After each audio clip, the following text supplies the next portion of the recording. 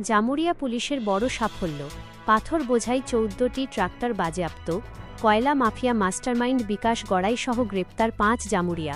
জয়নগর থেকে অবৈধভাবে পাথর বোঝাই করে নিয়ে যাওয়ার সময় 14টি ট্রাক্টর বাজেয়াপ্ত করল পুলিশ। এই ঘটনায় দ্রুত ব্যবস্থা নিয়ে ট্রাক্টরগুলির 4 জন মালিককে আটক করা হয়। তদন্তে জানা গেছে, এই অবৈধ কারবারের নেপথ্যে কয়লা মাফিয়া মাস্টারমাইন্ড বিকাশ গড়াই মূল ভূমিকায় ছিল। জামুরিয়া থানার পুলিশ তৎপরতা দেখিয়ে মূল অভিযুক্ত বিকাশ গড়াইকেও গ্রেপ্তার করেছে। আজ জামুরিয়া থানার পুলিশ মাস্টারমাইন্ড বিকাশ গড়াই ও 4 জন ট্রাক্টর মালিক সহ মোট 5 জনকে গ্রেপ্তার করে আসানসোল আদালতে পাঠিয়েছে। পুলিশ ঘটনার পরবর্তী তদন্ত চালিয়ে যাচ্ছে।